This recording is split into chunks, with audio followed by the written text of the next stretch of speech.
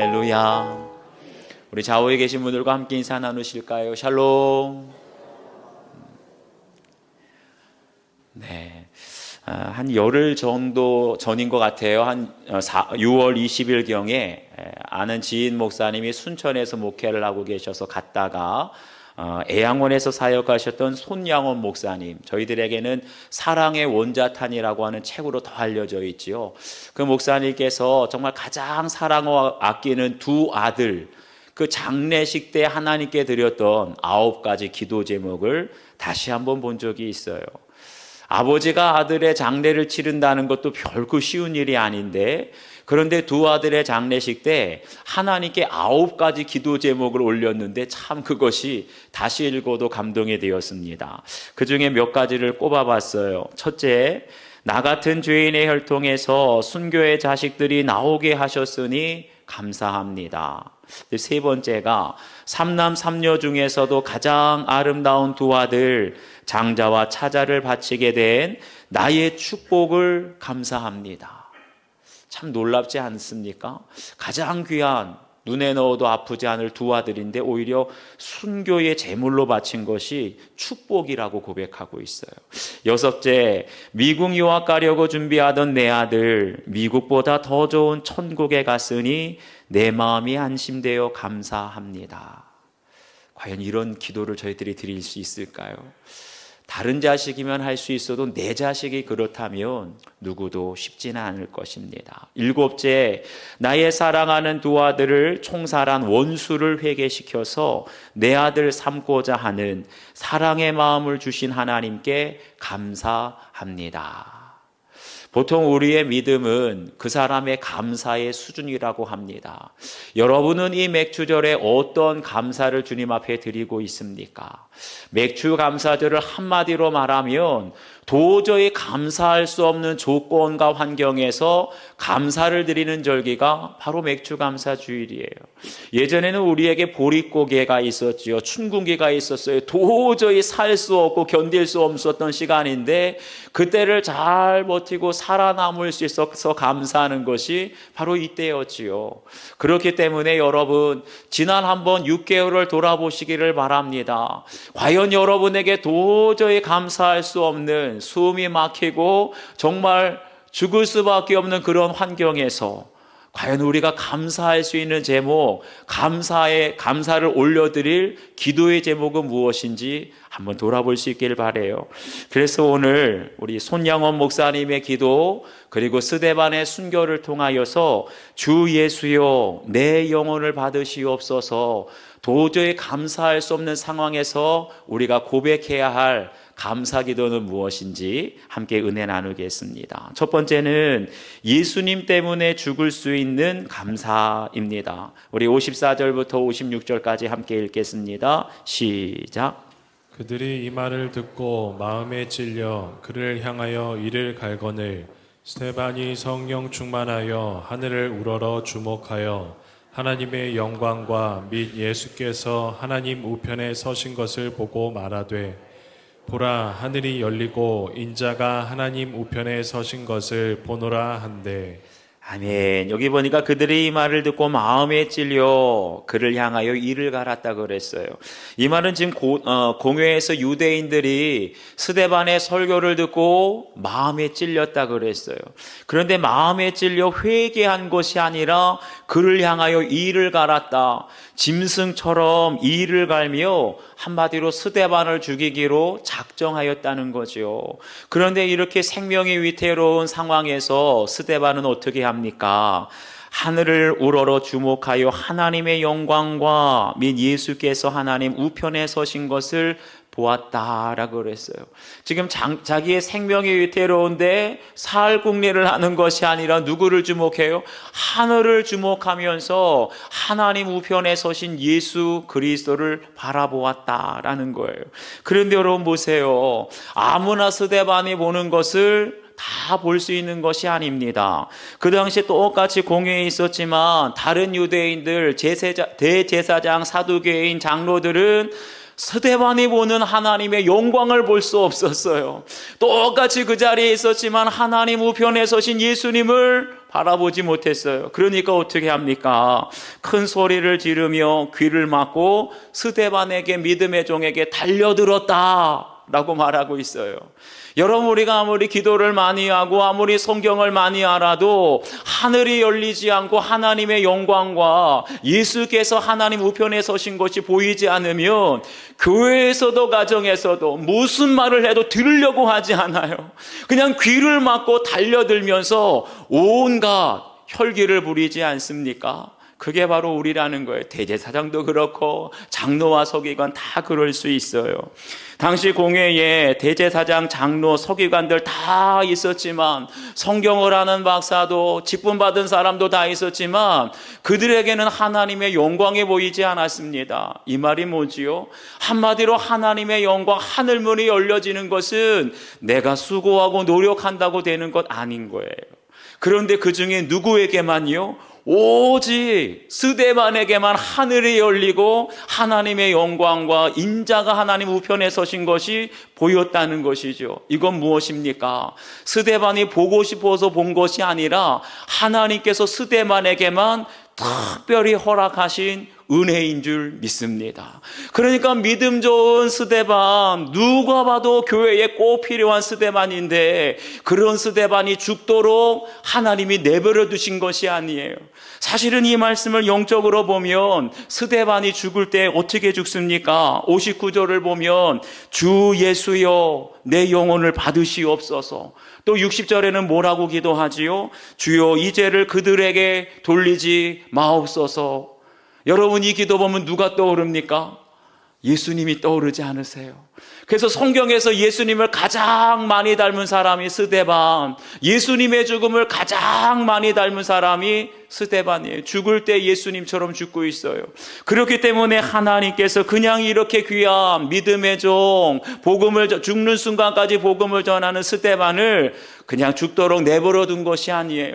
마지막 그 순간에 오직 예수님처럼 순교할 수 있도록 특별한 은혜와 축복을 우리 스데반에게 허락하신 줄 믿습니다. 그러니까 온갖 혈기를 다 부려요. 그냥 귀를 막고 나에게 큰 소리로 달려드는 그 사람에게 예수님처럼 내가 죽기로, 예수님처럼 내 혈기와 교만과 자존심 다 내려놓고 죽겠습니다. 그런 사람에게 하늘문이 열려지고 공회에 있는 어떤 사람에게도 보여지지 않는 하나님의 영광이 보여지고 우편에 서신 예수 그리스도를 보게 될 줄 믿습니다. 여러분, 이것이 특별히 하나님께서 허락하신 사람에게 주시는 은혜인 거예요. 그리고 그것을 깨닫는 것이 축복인 줄 믿습니다. 그런데 여러분 보세요. 아무나 순교당하는 것, 죽음을 주님을 위해서 죽임당하는 것이 다 축복이라고 생각하지는 않아요. 이 자리에 있는 사람들도 다 생각하지는 않을 거예요. 어떤 사람은 여전히 순교라는 말만 들어도 불편하고 예수님 때문에 죽는 거 그것은 축복이 아니라 불행이지, 그렇게 생각하는 사람들이 있어요. 여전히 저 하늘에 내 소망이 있는 것이 아니라 이 땅에서 성공하는 것이 축복이고, 이 땅에서 부유하게 사는 것이 축복이고, 이 땅에서 무병장수하는 것이 축복이라고 생각하는 사람들, 그런 사람들은 스데반의 죽음 보면서 무슨 생각할까요? 참 불쌍하다. 젊은 사람이 참 안 됐다. 박복하기도 하지. 그러지 않겠습니까? 이 땅에서의 축복이 전부인 사람. 그런데 여러분 알아야 돼요. 우리가 천국에 가면 스데반 집사를 바라보면서 참 안 됐습니다. 불쌍합니다. 어떻게 이렇게 일찍 순교하셨습니까? 그것이 아니라 감히 저희들에게는 다가갈 수 없는 하나님의 큰 영광 가운데 스데반 집사님이 거하게 될 줄 믿습니다. 이것이 누구의 눈에만 보일까요? 이 세상에 소망 있는 것이 아니라 오직 나는 죽고 예수로 사는 사람. 그래서 저 하늘에 내 소망이 있는 사람에게는 하나님께서 허락하신 모든 것, 그것이 가난이든지 그것이 죽음과 순교든지 하나님께서 허락하신 것이 최고의 축복이라는 이 고백을 하게 될 줄 믿습니다. 여러분, 똑같이 감옥에 갇혔어도 야고보는 목배임을 당해서 순교당하는 것, 그것이 하나님이 허락하신 축복이에요. 그렇지만 베드로는 성도들의 기도로 나와게 되었지만 저 로마에서 복음 전하다가 십자가에 거꾸로 못 박힌 것, 그것이 하나님의 허락하신 것이에요. 하나님께서 어떤 사람에게는 서울에서 목회하게 하시고 저에게는 여기에서 목회하게, 이것이 하나님의 허락하신 최고의 축복인 줄 믿습니다. 여러분, 이 세상의 것을 늘 소망하고 바라는 사람, 다른 사람하고 비교하면서 하나님의 축복, 허락하신 복을 깨닫지를 못해요. 그런데 날마다 나는 죽고 예수로 살며 내 소망이 저 하늘에 있음을 고백하는 사람에게는 내가 어떠한 형편에 있든지 하나님이 허락하신, 지금 나에게 허락하신 이것이 최고의 축복이라는 그런 고백이 나오게 될 줄 믿습니다. 그럴 때 비로소 손양원 목사님처럼 하나님이 허락하신 가장 사랑하는 두 아들의 순교, 두 아들의 죽음조차도 가장 큰 감사로 고백하게 될 줄 믿습니다. 사랑하는 여러분, 하나님께서 저희들에게 허락하신 순교의 자리, 죽음의 자리는 과연 무엇일까요? 어디일까요? 나는 그저 믿음을 지키기 위해서 가정에서나 직장에서나 성실하고 정직하게 일했을 뿐인데, 그런데 왜 사방에서 나를 향해 이를 갈며 정말 귀를 막고 들으려고 하지도 않고 죽일 듯이 달려들까요? 가정에서는 불신 남편이 이를 갈며 큰 소리치고 달려들고, 또 가정에서 자녀들은 어때요? 조금만 마음에 들지 않으면 이를 갈며 온갖 불평과 원망을 다 쏟아내며 달려들지 않습니까? 직장에 가서도 그랬고 심지어는 교회에서도 그럴 수 있어요. 바로 그것이 사방에서 이를 갈며 귀를 막고 온갖 혈기를 부리면서 저희들에게 달려드는 그 상황, 바로 그것이 우리가 죽어야 할, 순교해야 할 자리인 줄 믿습니다. 아무리 사랑의 말을 하고 아무리 용서의 말을 하고 섬김의 말을 해도 귀를 막고 들으려고 하지 않아요.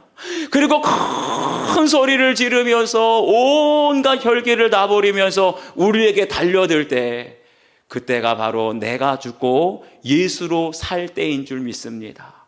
사람들은 나를 비방해요. 내 자존심을 내려놓고 내 혈기를 내려놓고 내 권리를 내려놓고 십자가의 길과 순교자의 삶을 사는 우리를 세상은 조롱해요.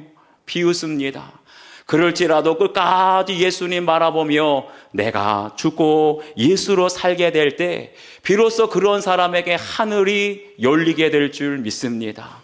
직분이 있어도 볼 수 없고 신앙생활에도 볼 수 없고 성경 박사도 볼 수 없었던 하나님의 영광이 보여지고 인자가 하나님 우편에 서신 것이 보여지게 될 줄 믿습니다. 볼 수 있어서 보는 게 아니에요. 하나님이 열어주시는 거예요. 여러분, 인자가 하나님 우편에 서신 것이 무엇일까요? 나처럼 배신당했던 예수님, 그 인자가 보인다는 거예요. 나처럼 조롱당하고 믿음 때문에 조롱당하고 죽임당하고 귀를 막고 죽일 듯이 달려드는 그 사람들에게 둘러싸여 있는 그 인자의 모습이 보여진다는 거예요. 그런데 그 인자가 어디예요? 하나님 우편에 영광 중에 계신 것을 우리에게 보여주실 줄 믿습니다.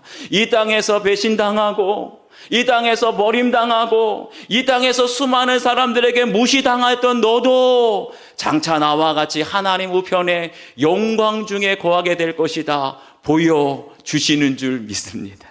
그것이 보여지는 사람에게는 세상의 어떤 성공, 재물, 학벌, 지위, 어떤 것과도 비교할 수 없는 하나님께서 허락하신 죽음, 하나님께서 허락하신 순교당하는 것, 내가 철저히 죽고 예수로 사는 것이 가장 큰 은혜이고 축복이라는 것을 고백하게 될 줄 믿습니다. 한번 여러분도 적용해 보세요.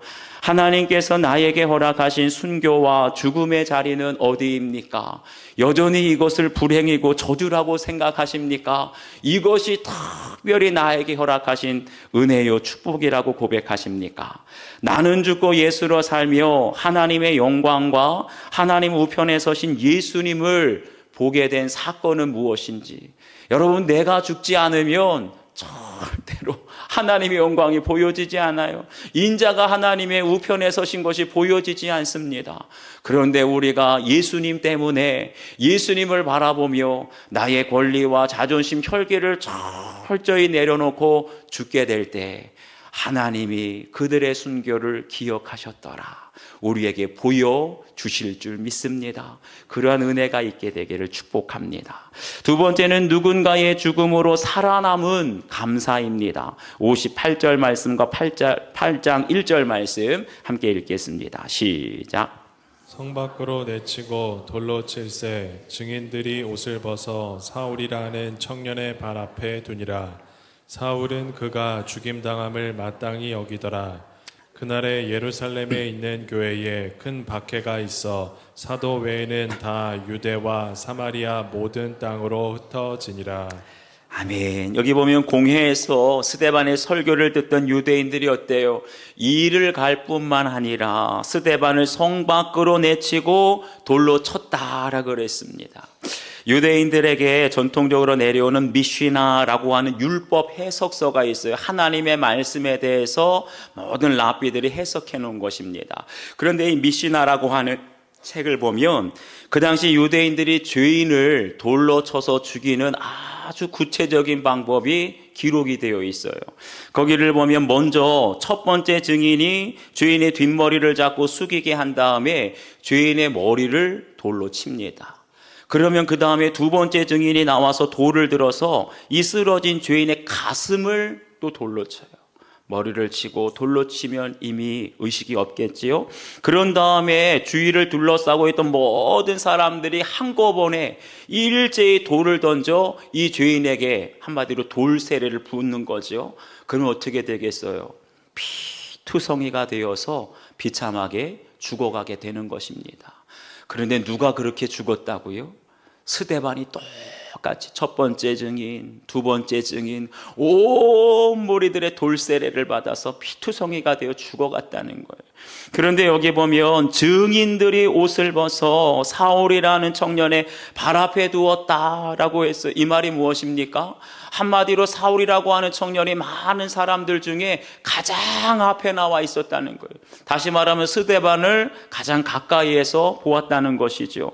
그렇다고 한다면 사울은 그 당시 사람들이 돈으로 매수한 거짓 증인들, 첫 번째 증인이 나와서 돌로 스데반의 머리를 치고 두 번째 증인이 나와서 돌로 가슴을 치고 이어서 모든 무리들이 돌로 던지게 될 때 피투성이가 되어 쓰러져가는 모습을 가장 가까이에서 봤을 거예요.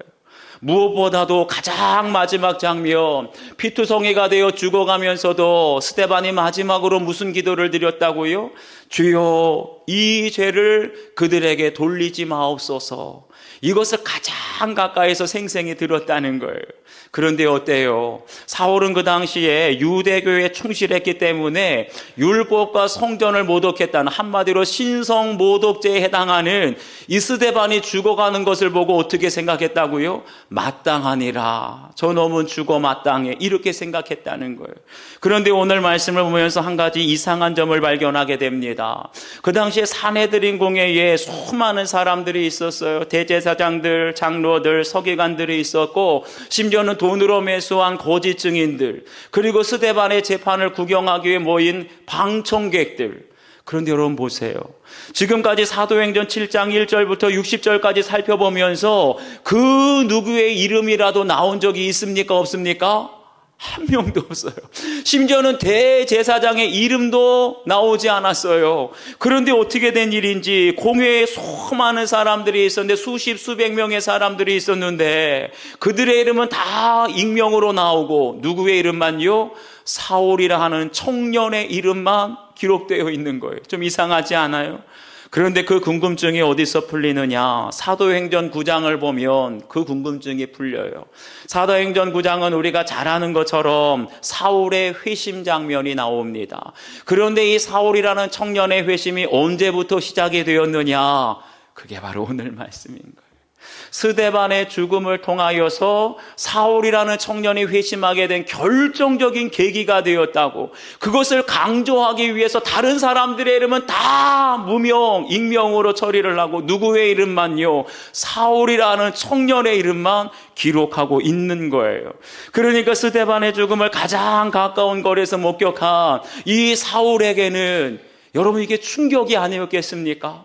자기가 부인하는 정말 죄수 중에 죄수라고 생각했던 그 예수님의 이름을 끝까지 부인하지 않았어요. 돌에 맞아가면서 피투성이가 되어가면서도 예수님의 이름을 부인하지 않고, 심지어는 자기에게 돌 던지는 사람을 위해서 원망하고 저주를 쏟아내는 것이 아니라 뭐라고 기도했다고요? 주여, 이 죄를 그들에게 돌리지 마옵소서. 그 기도를 보면서 사울이라는 청년이 마음속으로 무슨 생각했겠어요? 아니 도대체 저 사람이 믿는, 저 스데반이 믿는 예수라는 사람이 어떤 사람이길래 저런 기도를 할까? 그러면서 피투성이가 되어 죽어가는 스데반의 모습이 평생 잊혀지지 않고 생생히 기억나지 않았겠습니까? 결국 어떻게 되지요?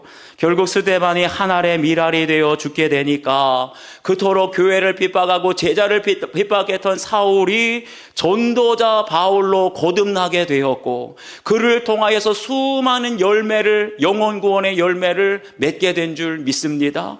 여러분, 한 알의 밀알이 땅에 떨어져 죽어야, 스데반이 죽어야 사울이 바울 되어 많은 열매를 맺게 될 줄 믿습니다. 사랑하는 여러분, 여러분의 가정에는 사울과 같은 청년이 없습니까? 스데반과 같은 믿음의 성도들이 가정에서도 비난의 돌, 직장에서도 무시와 정죄의 돌, 왕따와 소외의 돌에 맞아서 죽어가고 있는데, 그런 스데반과 같은 성도들을 향하여서 너는 죽임당하는 것이 마땅하다 여기는 그런 사울과 같은 남편은 없나요? 우리가 정말은 무시와 정죄의 돌에 맞아 죽어가고 있는데 너는 죽어 마땅하다 말하는 사울과 같은 시누이, 사울과 같은 직장 동료가 있지는 않습니까? 그런데 여러분 보세요.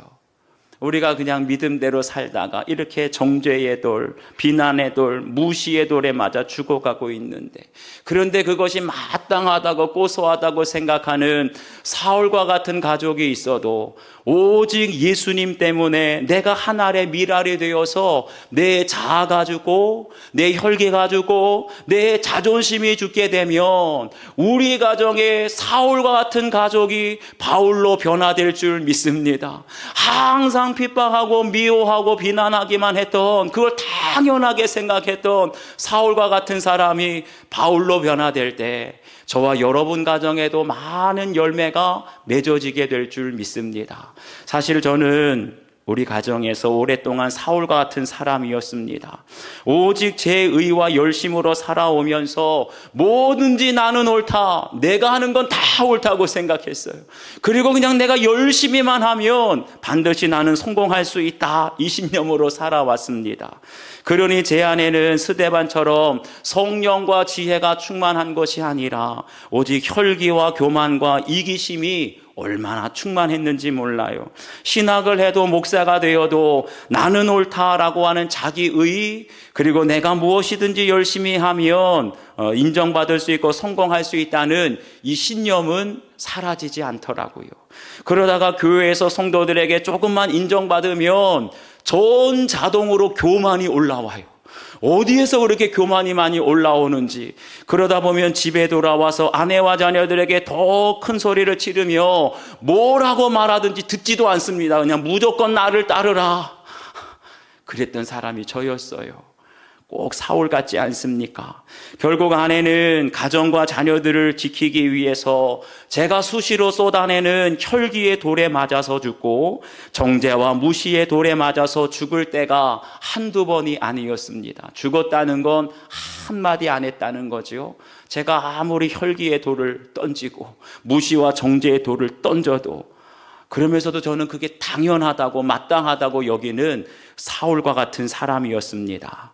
그런데 아내가 스데반처럼 무수한 돌에 맞으면서 순교의 적용, 자기가 죽어가는 적용을 하게 되니까 비로소 제가 내가 바로 예수님을 십자가에 못 박은 죄인이라는 사실이 인정이 되고 고백이 되었습니다. 그러면서 날마다 혈기와 교만과 이기심에 대해서 죽고 날마다 예수로 살게 되니까 핍박자였던 김진이 이제는 예수님과 동행하는 김진으로 변화되어 가고 있습니다. 믿으십니까? 사랑하는 여러분, 하늘의 밀이 땅에 떨어져 죽어야 스데반과 같이 내가 하나님이 허락하신 순교의 자리에서 철저히 죽어야 우리 가정에서 사울이 바울 되어 살아나고 열매를 맺게 될 줄 믿습니다. 사울의 삶을 보면 도저히 이건 열매 맺을 수 없는 상황이었어요. 스데반의 상황을 보면 이건 죽을 것 같은 상황이었습니다.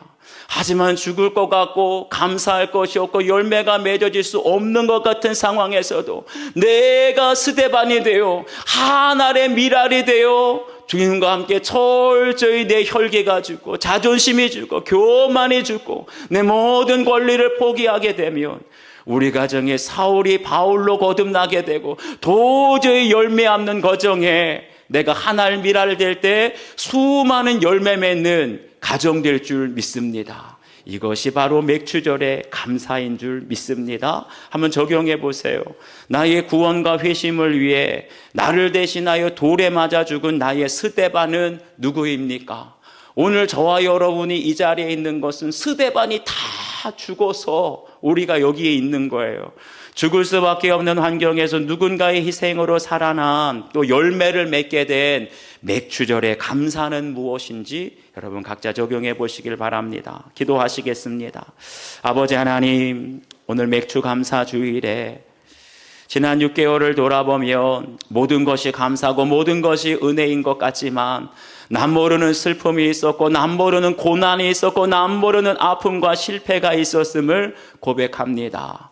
도저히 감사의 제목을 찾을래야 찾을 수 없는 것 같지만 하나님께서 허락하신 자리에서 스데반처럼 죽고 손양원 목사님의 두 아들처럼 순교를 하나님의 뜻으로 받아들이는 것이 축복이고 감사인 줄 믿습니다. 그럴 때 이 죽음은 그냥 하나님께서 내버려 두는 죽음이 아니라 하늘문이 열려지는 죽음, 하나님의 영광이 보여지는 죽음, 예수 그리스도께서 인자가 하나님 우편에 서신 것을 보게 되는 영광스러운 죽음이 되는 줄 믿습니다. 하늘의 밀알 되어 내가 죽게 될 때 우리 가정에도 사울이 바울 되는 역사가 있게 하시고 열매가 맺어질 수 없는 상황에서도 내가 하늘의 밀알 되어 죽게 될 때 많은 열매를 맺게 되는 맥추절의 감사가 있도록 도와 주시옵소서. 감사드리며 예수 그리스도의 이름으로 기도하옵나이다.